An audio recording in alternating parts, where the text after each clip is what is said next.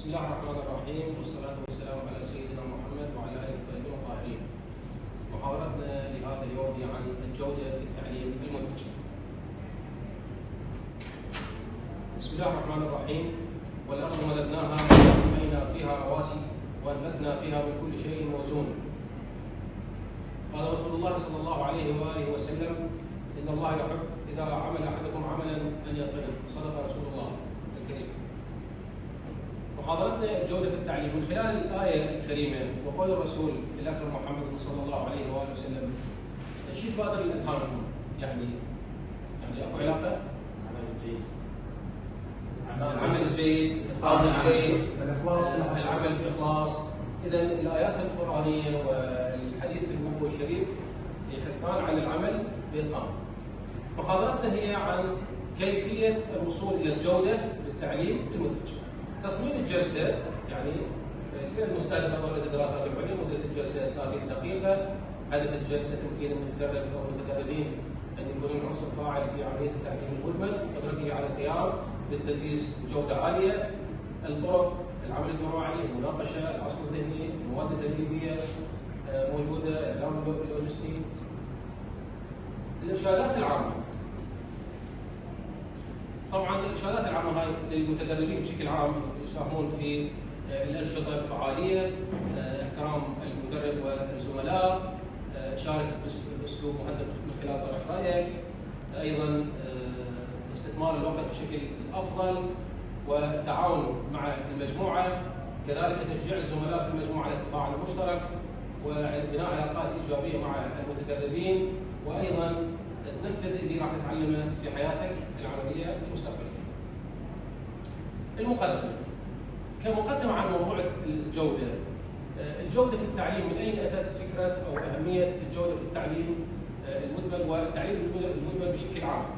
التعليم المدمج هو أحد الاتجاهات الحديثة في التعليم اللي يجمع ما بين التعليم الإلكتروني والتعليم الحضوري. راح تخرج من خلال جمع التعليم الإلكتروني والتعليم الحضوري فكرة جديدة اسمها التعليم المدمج، هدفها زيادة فعالية التعليم وكذلك زيادة مرونة التعليم. شنو المقصود بالمرونة؟ يعني الطالب عنده الوقت وعنده المكان اللي هو يختاره والمنصة التعليمية اللي هو يختارها في التعليم. طبعا هذا راح يؤدي إلى الوصول إلى مخرجات تعليمية ذات كفاءة عالية.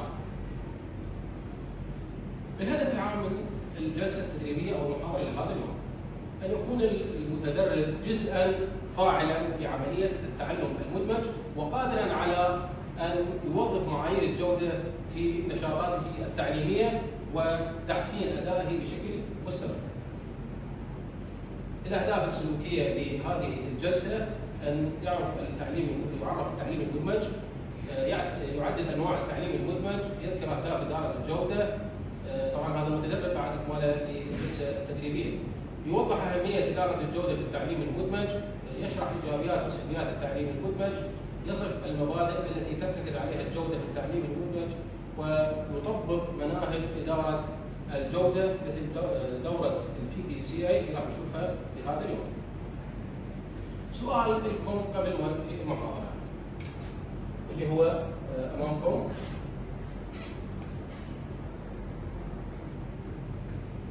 ما هو التعليم المدمج؟ يعني شنو التعليم المدمج؟ نسمع. التعليم اللي يدمج ما بين التعليم الحضوري والتعليم الالكتروني. جيد. هو يجمع التعليم التقليدي والتعليم الالكتروني. يدمج ويجمع بين التعليم التقليدي يعني هو الحضوري داخل الكلاس وما بين التعليم الالكتروني. احسنت. بعد. سامي. التعليم المدمج يقام على المحطات. شو يعني المحطات؟ يعني عن طريق التواصل. يعني قصدك فقط منصات الكترونيه اللي هو مدمج بين الحضور وبين المنصات. بعد. التعليم التعليم الكلاسيكي المحاضرات التعليم البيئه اللي يختارها الطالب من خلال المنصات. الاشياء التعليميه اللي يختارها فهو اسلوب يجمع بين التعليم الحضوري والتعليم الالكتروني، مثل ما تفضلت تحقيق تعليم اكثر مرونه وفعاليه. جيد. احسن. بعد. إذا التعليم المدمج هو التعليم الذي يجمع بين طرق التعليم الإلكتروني اللي حضرتكم احنا قرانا به فترة كورونا وطريقة التعليم التقليدية لإنشاء منهجية جديدة في التعليم تسمى التعليم المدمج أو المخلط. طبعا هذا يعتمد على المرونة وأيضا توظيف التكنولوجيا. ما هو المفاهيم أو ما هي المسميات أو التسميات في التعليم المدمج؟ هل هو فعلا فقط تعليم مدمج ولا تسميات؟ التسميات أحيانا يسموه تعليم مختلط أو تعليم مؤلف أو تعليم تمازجي أو تعليم هجين أو تعليم تكامل. كلها تسميات حسب اللغات وحسب المتعارف عليه في دولة معينة. احنا عندنا بالعراق التعليم المدمج. ما هي انواع التعليم المدمج؟ يعني هل التعليم المدمج نوع واحد فقط الكتروني وحضور وخلاص؟ لو اكو انواع شنو هذه هي الانواع؟ النموذج التبادلي يعني يكون متبادل ما بين المتدرب. يعني شنو التبادل؟ يعني النوع التبادلي راح يكون التناوب ما بين الطلاب في محطات التعلم. جيد، يعني فترة الالكتروني نعم فترة حضور. جيد، بعد هنالك يعني عدة تقسيمات، من ضمنها تقسيمات حسب درجة الدرجة، فقد يكون جزئي إذا كان مثلا التقليدي يأخذ الحيز الأكثر والتعليم يعني الإلكتروني يأخذ حيز قليل. مرات يكون متوازن 50% مثلا ينظم جزئي. يسمي هذا إذا كان التعليم المتوازن. نوع الأول جزئي. بعد المدمج المتوازن. المتوازن. بعد النوع التعليم المرن يعتمد على الالكتروني مع وجود استاذ يقدم التعليم. جيد. بعد إجابة. المدمج المقلوب وهو اخذ المدمج المقلوب وهو اخذ المحتوى النظري عن طريق الانترنت على وسائل ومنصات الالكترونيه تواصل الالكترونيه. ليش صار مقلوب؟ ليش اسمه مقلوب؟ المقلوب يعني بدل ان يكون حضوريا وانا قاعده مواجهه ويا الدكتور يعني نفس انت الدكتور لكن عن طريق تقنيات تكنولوجيه يعني عن طريق الانترنت. يعني الطالب في المقلوب هو اللي يروح يقرا وهو اللي يروح يتعلم ويبحث ويرجع ينصف يحلون بعض المسائل اللي والمشاكل اللي تواجهه. هذا نسميه مقلوب. زين اكو فقره تزامن وغير تزامني. يعني شنو المقصود بالتزامني؟ مر عليكم او سمعان بها؟ التزامني وغير التزامني. محدد باوقات. بعد مثلا هوم وورك. تزامن يعني اذا كان الاستاذ موجود معه وياه سواء كان الكتروني او بالالكتروني، يعني وجه لوجه.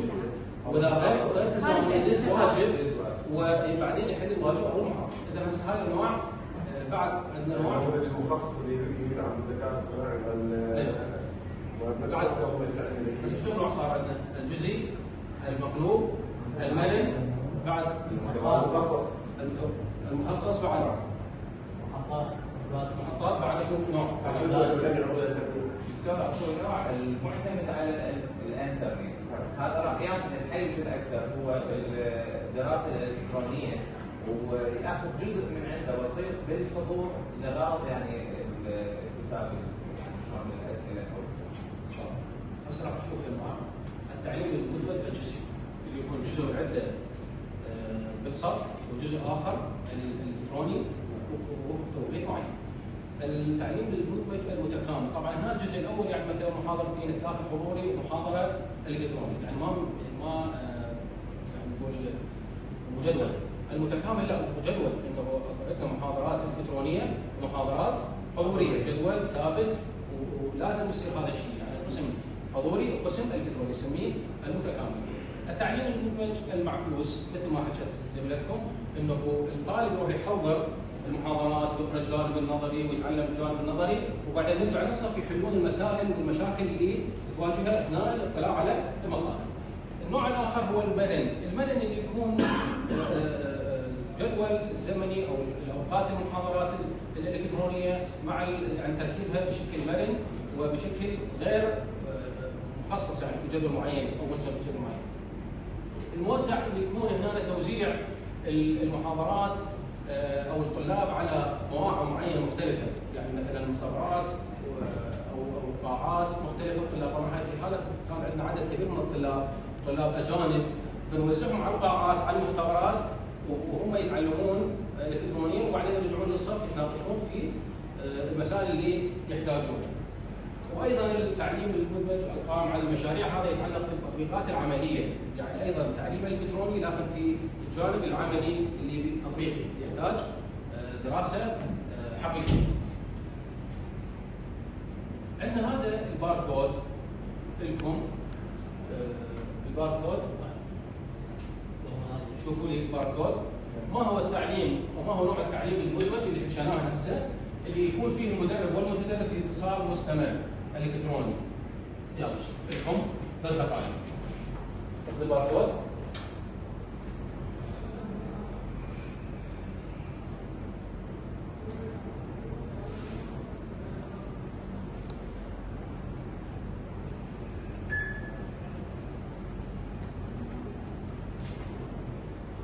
شو التعليم المدمج اللي يكون فيه المدرب والمتدرب في اتصال مستمر؟ طبعا طلع لكم سؤال جاوبون عليه MCQ هذا. طلعت تحت جوجل فورم. دخل اسمك وتجاوب.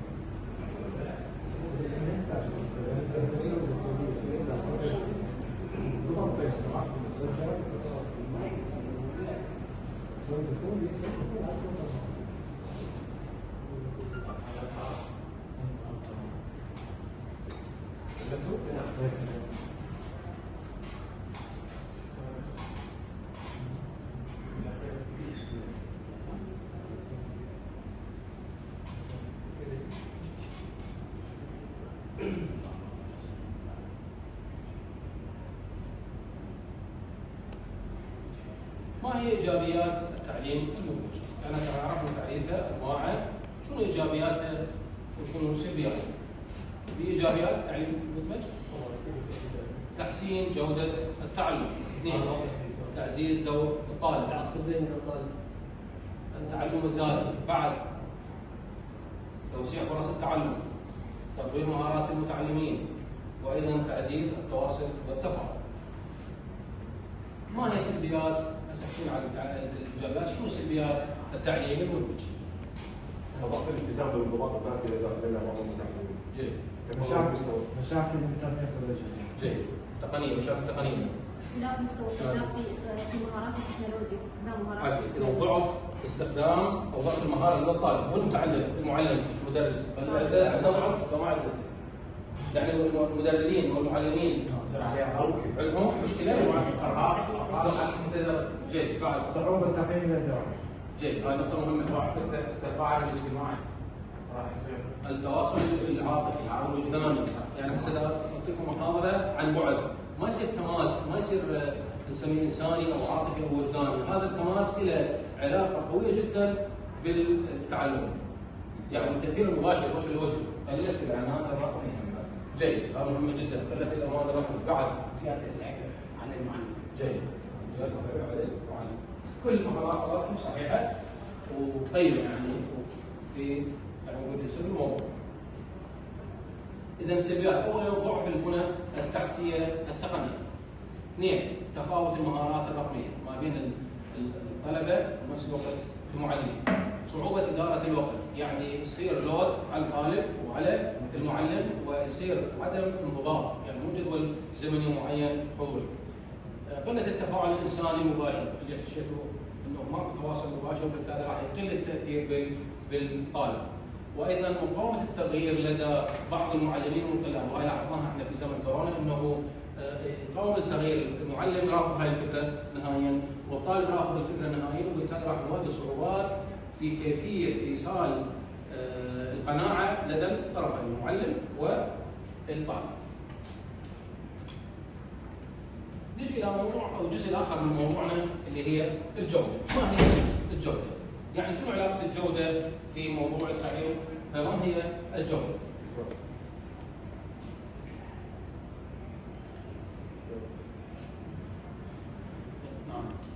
الجودة هي مجموعة من المعايير والإجراءات التي تتضمن تحقيق النظام التعليمي لأهداف بكفاءة وعادلة. وكذلك تحسين مستمر في أداء المعلمين والمتعلمين في المؤسسات التعليمية. جيد.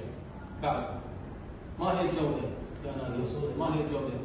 هو مقدار معرفة مدى التطور والتحسن من خلال التعليم المرن، يعني كشف عن مهارات المستفيدين من التعليم من خلال تحسين الإداء. إذا الجودة بشكل عام هي مجموعة من الإجراءات أو هي مدى مطابقة المنتج أو الخدمة المقدمة للمعايير والمواصفات المطلوبة. بمعنى شنو؟ بمعنى إنه إيش قد عندي أني مواصفات جيدة بالتعليم أو بأي سلعة، أي منتج، هل هي مطابقة للمواصفات اللي يريدها المستهلك؟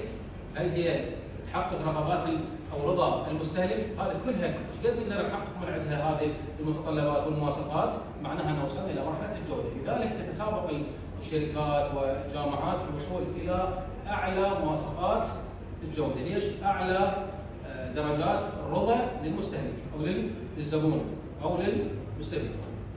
بالنسبه للجوده في التعليم، هذا بالنسبه للجوده، الجوده في التعليم المدمج شنو المقصود به؟ الجوده في التعليم المدمج يعني شنو الإجراءات والمعايير اللي تضمن تحقيق أعلى مستوى من الكفاءة التعليمية؟ شنو الإجراءات اللي أتخذها أنا أو المعايير اللي أتبعها بحيث نحقق مستوى عالي من الكفاءات العملية التعليمية وتكون عندنا مخرجات تعليمية متميزة؟ وهذا طبعا راح وين ينعكس المخرجات؟ تنعكس على الأداء الأكاديمي ويصير عندنا تحسين مستمر في الأداء الأكاديمي. عندنا فيديو راح نشوفه. ركائز جودة التعليم رؤية إصلاحية واقعية. جودة التعليم ليست قيمة نظرية ولا شعارا مرحليا، بل هي منظومة تقوم على 4 ركائز رئيسية لا تستقيم بغياب إحداها. الركيزة الأولى المنهج الدراسي من الورق إلى الواقع. المنهج ليس مجرد محتوى مطبوع، بل هو رؤية مجتمعية لصناعة الإنسان. فجودة المنهج تقاس بمدى قدرته على تغيير السلوك لا بتكديس المعلومات. فالمنهج الجيد يجيب على أسئلة الطالب لا يلهيها عليه، ينمي التفكير الناضج، يدرب على الحياة لا يرد للاختبار. الركيزة الثانية المعلم. جوهر الإصلاح وأصعب مراحل. الكوادر التعليمية ليست أدوات تنفيذ، بل هم شركاء في صناعة التغيير. إذا لم تعد الدولة المعلم فلن تعد الأجيال. الجودة في المعلم تعني عقلية متجددة تتعلم قبل أن تعلم، كفاءة تجمع بين المحتوى والتعليم، استعداد دائم للتطوير والقيادة. الركيزة الثالثة البيئة المدرسية. فصمت الجدران المعلم أكثر مما نظن. لا جودة تعليمية في بيئة منفرة أو فضاء مهمل. جودة البيئة لا تعني فخامة البناء، بل عدالة الشعور والانتماء. البيئة التعليمية الناجحة توفر بنية تحتية محفزة وآمنة، مناخ نفسي يدعم الانتماء والتعلم، فضاء يوازن بين الانضباط والحرية. الركيزة الرابعة التقنية والتحول الرقمي. من أداة لاعبة إلى مسار بديل. التقنية لم تعد رفاهية، بل أصبحت خيارا استراتيجيا للبقاء في سباق المعرفة الحديثة. فالتحول الرقمي في التعليم ليس طرفا، بل شرطا للعدالة المعرفية. جودتها تتجلى حين تدمج في صلب المنهج لا في الهامش، حين تستخدم كوسيط للتفكير لا كزينة للعروض. يتحول المتعلم معها من متلقن إلى صانع المعرفة. فجودة التعليم لا تشترى بل تبنى. ومتى اجتمعت هذه الركائز الأربعة، منهج يلامس الواقع، ومعلم طموح، وبيئة تنبت الانتماء، وتقنية تسهم في بناء الفكر لا استهلاكه، عندها فقط نكون قد بدأنا أول خطوة نحو جودة تعليم يغير مصير الوطن لا مجرد مخرجاته. إذا هذا الفيديو شفتوه راح أسألكم بعد شنو هي عناصر جودة التعليم من خلال الفيديو. ما هي عناصر الجودة؟ المنهج الدراسي. عناصر الجودة شنو هي العناصر؟ المنهج الدراسي. جيد. كفاءة المعلم كفاءة المعلم. بعد البيئة التعليمية. جيد. تحسين مستوى التطوير. جيد. تغيير السلوك. تغيير السلوك. جيد. إذا كل شيء هي تحكي عن عناصر الجودة اللي هي الإدارة الفاعلة، المحتوى التعليمي، كفاءة المعلم، التقييم والتقدير الراجعة، البنى التحتية الجيدة والتحسين المستمر. زين، هذه عناصر الجودة. طبعا هي عناصر الجودة شنو؟ هي المكونات الأساسية اللي تعتمد عليها الجودة التعليمية. زين، شنو معايير الجودة؟ شنو معايير الجودة؟ معايير الجودة هي المخرجات التعليمية.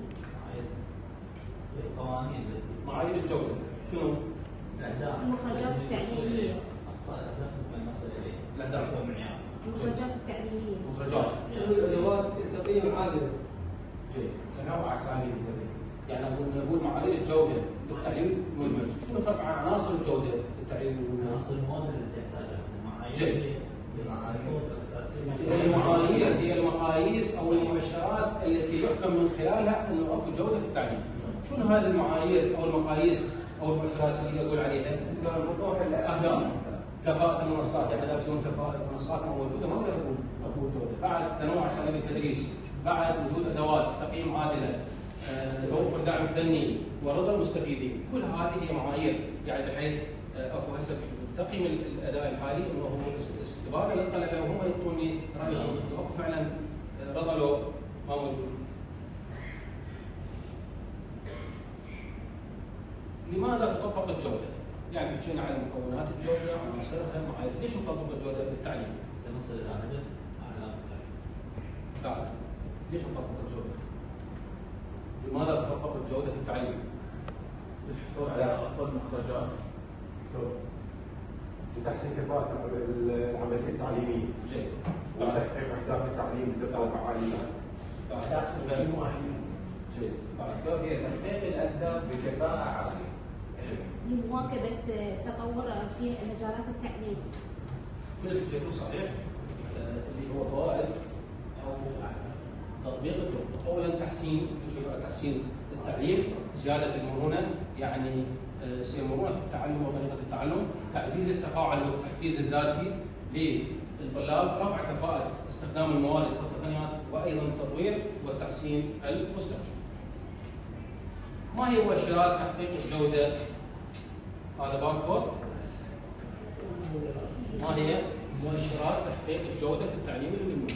يعني شنو المؤشرات اللي من خلالها اعرف اكو تحقق الجوده في التعليم المدمج؟ بالضبط. وهي المؤشرات.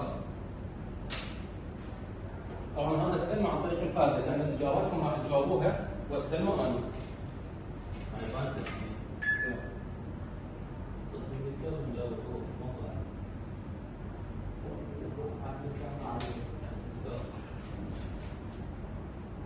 يلا جاوبوا حتى شوفوا اجاباتكم.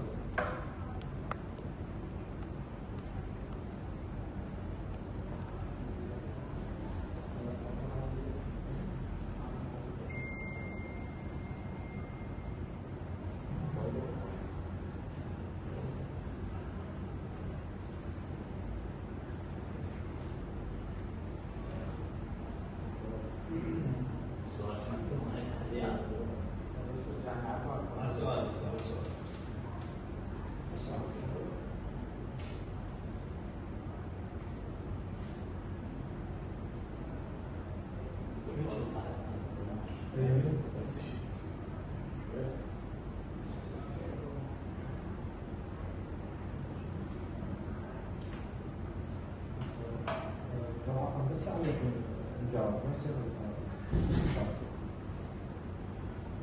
هذا مفروض.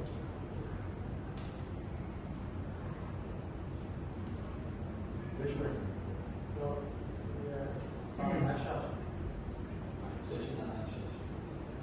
يلا جاوبوا بس جاوبوا.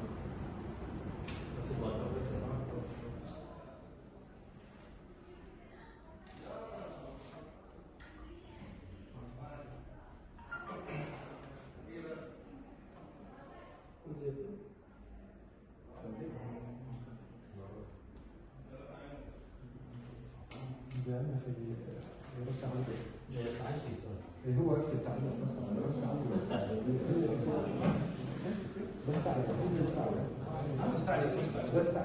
بزوع لو هذا طريقتكم زاد الجوال أدرك الزيتون هذا مفروض. شنو الجواب؟ أفضل واحد بس. سؤال شنو الجواب؟ السؤال هذا ما هي مؤشرات تحقيق الجودة في التعليم للمنتج؟ ما هي مؤشرات تحقيق الجودة؟